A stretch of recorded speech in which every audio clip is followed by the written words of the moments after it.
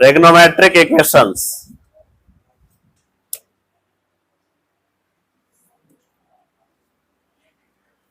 हिंदी इसका होता है त्रिकोणमितीय समीकरण। हिंदी जो लिखना चाहते हैं लिख सकते हैं त्रिकोणमितीय समीकरण,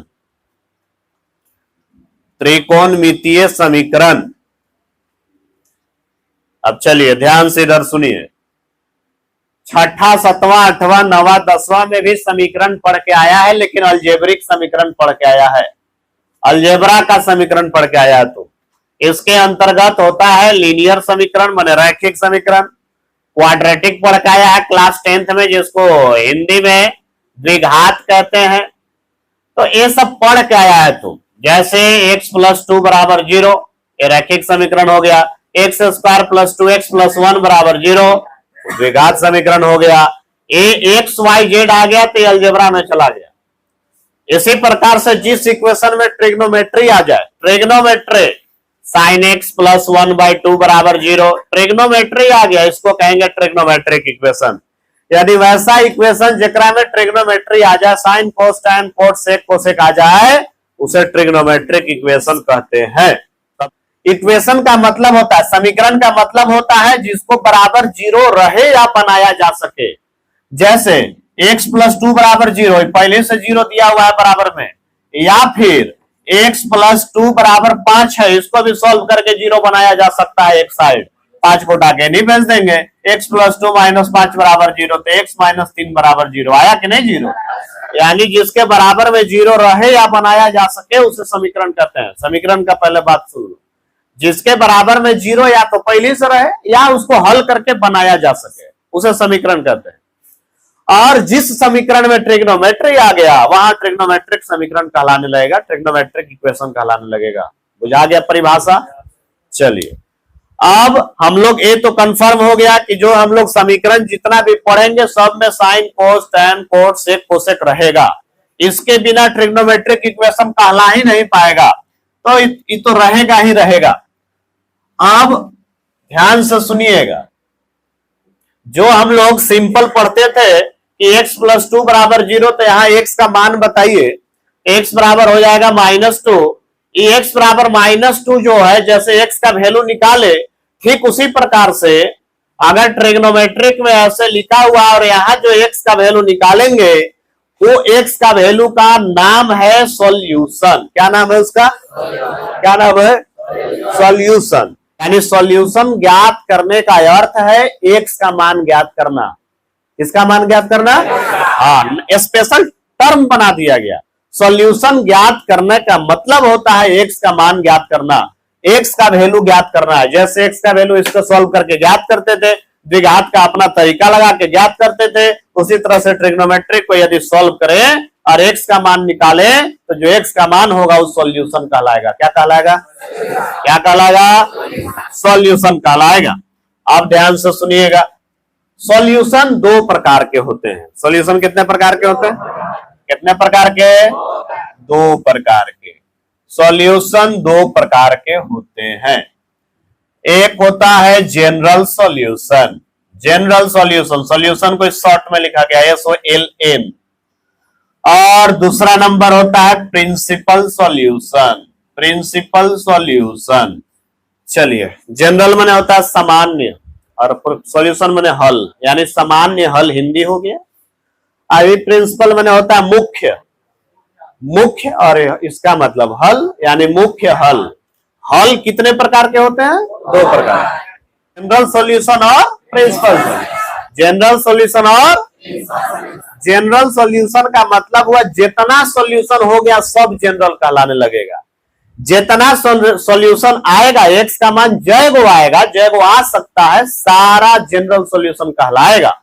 इसके लिए कोई प्रतिबंधित नहीं है कि इतना से इतना के बीच में रहेगा तो ये कहेंगे, इतना से इतना के बीच में रहेगा तो ये कहेंगे। इसके लिए कोई प्रतिबंध नहीं है। स्कूल यदि है तो स्कूल में टीचर आते हैं पढ़ाने के लिए तो सब जनरल टीचर कहलाएंगे, लेकिन प्रिंसिपल वही कहलाएगा जिसके पास कुछ खास क्वालिटी होगा, वर्क एक्सपीरियंस 5-10 साल का होगा, कुछ अलग उसमें होगा, तब उसको प्रिंसिपल बनाया जाता है। ऐसे नहीं कि कोई आ गया तो उसको प्रिंसिपल बना देंगे, एक दिन में थोड़े प्रिंसिपल बन जाएगा कोई। उसके लिए क्वालिटी होना चाहिए, प्रिंसिपल का कुछ क्राइटेरिया नियम है, उस नियम को जो पालन करेगा उसको प्रिंसिपल के गद्दी पर बैठाएंगे, नहीं करेगा तो बस जनरल टीचर है, आओ पढ़ाओ और जाओ।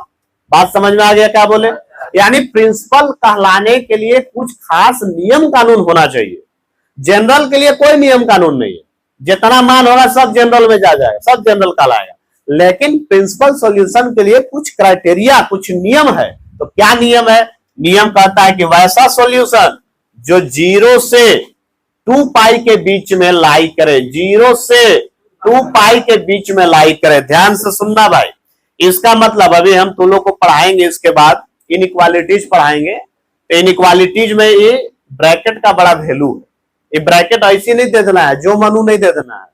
ये ब्रैकेट का मतलब है, ब्रैकेट का मतलब पढ़ाया जाएगा, तुम्हारा चैप्टर है, पढ़ना है। 10th क्लास तक ब्रैकेट का मतलब जो होता है बस बच्चा यही जानता है कि गुना होता है, बस इतने जानता है कि ब्रैकेट है, हटाएंगे गुना में हो जाएगा, इतने जानता है, इसके अलावा और कुछ नहीं जानता है ब्रैकेट के बारे में। लेकिन सब ब्रैकेट का खास महत्व है, ये सब आपको बताया जाएगा यहाँ इनइक्वालिटी चैप्टर में। चैप्टर पढ़ेंगे, अभी विशेष इसको समझना है तो इसका मतलब जानिए। ये लिखा हुआ है कि x का वैल्यू बड़ा ब्रैकेट रहेगा, इसका मतलब होता है कि बराबर भी है, बराबर भी है। बड़ा ब्रैकेट का मतलब बराबर भी है, मतलब वो भी शामिल है, 0 भी आंसर हो सकता है। और इसमें छोटा ब्रैकेट है, इसका मतलब है कि इसमें बराबर का चिन्ह नहीं है, बराबर का चिन्ह नहीं है, इसका मतलब है कि 2 पाई आंसर नहीं हो सकता है। 2 पाई से तनी सा कम रहेगा वो आंसर हो सकता है, लेकिन 2 पाई आंसर नहीं हो सकता। फर्क है दोनों में, एगो में बराबर है, एगो में बराबर नहीं है। जिसमें बराबर है वो आंसर हो सकता है। 0 अगर किसी का आंसर आएगा तो प्रिंसिपल सॉल्यूशन कहलाएगा, लेकिन किसी का आंसर यदि 2 पाई आता है तो प्रिंसिपल सॉल्यूशन, वो प्रिंसिपल सॉल्यूशन नहीं कहलाएगा। प्रिंसिपल सॉल्यूशन में 0 से 2 पाई के बीच में, 2 पाई तक नहीं बोल रहे हैं, 2 पाई के बीच यानी 2 पाई से कमे रहना चाहिए। और 0 से माने 0 रह सकता है, बुझाया क्या बोले? यानी 0 से 2 पाई के बीच में जो आंसर आएगा, x का मान जो आएगा, उस सॉल्यूशन का नाम प्रिंसिपल सॉल्यूशन कहलाएगा। नियम। और जनरल में पूछो आ जाए, जो आ जाए, जय गो आ जाए, 10 20 50 100 जय गो आना है यार, सब तुम्हारा जनरल सॉल्यूशन कहलाएगा। अब एग्जाम्पल पर आते हैं हम लोग, ध्यान से सुनिएगा। जैसे मान लीजिए आ गया तुम्हारा sin x बराबर 1/2, यही क्वेश्चन है, sin x बराबर 1/2। क्लास 10th के बच्चा से पूछा जाए तो बता देगा कि भाई sin x का मान हम पढ़े हैं, याद किए हैं, 10th क्लास का बच्चा sin 30 डिग्री, 30 माने डिग्री में लिख देते हैं, sin 30 डिग्री। तो sin तुलना करके काट देगा, x बराबर आंसर 30 डिग्री बता देगा। ये क्लास 10th का काम करेगा, क्लास 10th का बच्चा इतने कर सकता है, एक अलावा कुछ नहीं कर सकता है। क्लास 11th का बच्चा रहेगा तो बताएगा कि खाली 30 डिग्री का मान 1/2 नहीं होता है, अनंत ऐसे डिग्री है जिसका मान 1/2 होता है, क्योंकि ग्राफ जो है रिपीट करते जाता है, 2 पाई के बाद रिपीट करते जाता है। तो 11th का बच्चा रहेगा तो इसका आंसर ऐसे भी बताएगा कि sin 150 डिग्री का भी मान निकालिए, निकालेगा वो sin 180 - 30। अब 180 के साथ नो चेंज, साइन रह जाएगा। और सेकेंड क्वाड्रेंट का ही कोण है, सेकेंड में साइनवा प्लस होता है कि माइनस, प्लस रह जाएगा। यानी sin 30 का वैल्यू कितना होता है? इसका मतलब कि क्लास 11th के बच्चा ये भी जानता है कि sin 30 का भी मान 1/2 होता है और sin 150 का भी मान 1/2 होता है। अकेला एगो नहीं है कि 30 डिग्री पर खाली 1/2 होगा, यहाँ 150 का भी मान 1/2 होगा। वो 11th का बच्चा जानेगा और आगे जानेगा, खाली इतना ही पर नहीं रुकेगा, और आगे बनाएगा। sin 390 डिग्री का मान निकालेगा, sin 360 + 30 लिखेगा, 360 sin 360 + थीटा, सूत्र लिखवाया गया है sin थीटा, sin 360 गुना n + थीटा। बताए थे कि sin में 360 का गुना चलता है, 360 का पहाड़ा चलता है, याद आ रहा है? साइन में, कॉस में और इसके उल्टा में 360 के पहाड़ा, tan में 180 का और कोट में भी 180 का पहाड़ा चलता है। यानी 360 गुना 1 + थीटा करोगे तो sin थीटा रहेगा, sin 360 गुना 2 + थीटा करोगे तो sin थीटा रहेगा।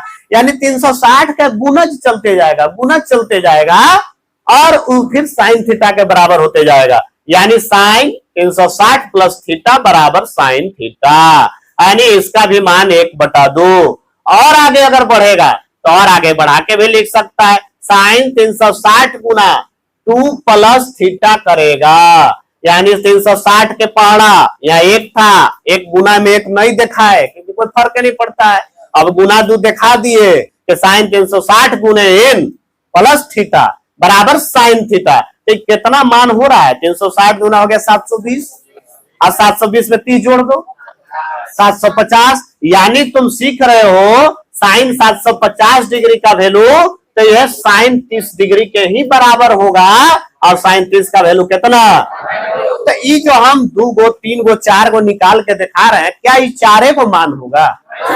साइन में 1/2 जो आंसर आना चाहिए, तो चारे को ऐसा कौन है? अनंत ऐसा कौन है? तो वो अनंत कैसे पता चलेगा? तो ये 2 जो लिख रहे हैं एकरा में हम n बैठा देंगे, n के जगह बैठाते जाएंगे, 3 बैठा, 4 बैठा, 5 बैठा, 6 बैठा, अनंत बैठाते जाओ, मान मिलते जाएगा, मिलते जाएगा, मिलते जाएगा। इसका मतलब है कि साइन x बराबर 1/2 यदि आपसे कोई पूछे, इधर लिख रहे हैं, साइन x बराबर 1/2 यदि आप पूछे आपसे कि भाई हमको बताइए आंसर, क्वेश्चन क्या आ गया, साइन x बराबर 1/2, तो x का मान बताइए, तो तुम पहले पूछना a को बताएं कि अनंत बताएं, कई को जानना है बोलिए? a को जानना है तो 10th वाला 30 डिग्री सबसे पहला बोला जाता है, ज्यादा जानना है तो सब धीरे धीरे बोलते जाएंगे। 30 डिग्री जवाब देंगे, 150 डिग्री जवाब देंगे, 390 डिग्री जवाब देंगे, निकाला ना, 750 डिग्री जवाब देंगे, और भी अनंत मान यहाँ n के जगह बैठाते जाएंगे और मिलते जाएगा। इस सब सॉल्यूशन को कहेंगे जनरल सॉल्यूशन। क्या कहेंगे? क्या कहेंगे? अच्छा, ये जो डॉट डॉट है, डॉट डॉट जो है, डॉट डॉट का मतलब क्या, गिनती यही तक खत्म हो गया? अनंत है, तो अनंत है तो अनंतों का लिखने का एक तरीका बनाया गया। भाई कौन ऐसा शब्द हम टर्म लिख दे, सेंटेंस लिख दे कि सब ओकरा में समाहित हो जाए। एक बार जैसे सब बच्चा को हमको संबोधित करना है, तो हम एक बार में कह देंगे क्लास 11th का बच्चा, सब संबोधित हो गया कि नहीं? क्लास 11th का खाली लड़का को संबोधित करना है तो एक बार में कहेंगे बॉयज ऑफ क्लास 11th, सब संबोधित हो गया। अब अगर हमको नाम धर धर के बोलना होगा तो टाइम लगेगा आधा घंटा। बुझाया क्या बोले? यानी सबका नाम धर धर के बोलना होगा तो तुम बोल ही नहीं पाओगे, क्योंकि इनफाइनाइट है, बोल ही नहीं पाओगे। अब एक ही बार बोलना होगा तो एक लाइन में, एक सेंटेंस में बोल देंगे, एन के रूप में, एन के रूप में जवाब देंगे। यानी जो आंसर एन के रूप में जवाब दिया जाए उसे जनरल सॉल्यूशन कहते हैं, जनरल आंसर कहते हैं। क्या कहते हैं उसको? हाँ, जनरल आंसर, जनरल आंसर कहेंगे उसको। जनरल, जनरल का मतलब होता है कि एन के रूप में दीजिए, एन का मान बच्चा खुद से बैठाते जाए और मान निकालते जाए, निकालते जाए, जय को निकालना, निकालते जाओ। बुझाया क्या बोले? और प्रिंसिपल सॉल्यूशन पर अब आते हैं। प्रिंसिपल सॉल्यूशन क्या कहता है? जो 0 से 2 पाई के बीच में, 2 पाई मैंने कई डिग्री बताओ तो? 360 डिग्री। अब बताओ कि 0 से 360 के बीच में कौन कौन है, यहां देख के बताओ कौन कौन। तो प्रिंसिपल सॉल्यूशन इसी का पूछा जाए, शॉर्ट में लिख रहे प्रिंसिपल सॉल्यूशन। तो सिर्फ और सिर्फ 30 डिग्री और 150 डिग्री जवाब मिलेगा। बुझाया हम क्या बोले? यानी प्रिंसिपल जो 0 से 360 डिग्री के बीच में रहेगा वो प्रिंसिपल सॉल्यूशन कहलाएगा, और सब जो है वो जनरल सॉल्यूशन कहलाएगा। क्लियर है? पूरा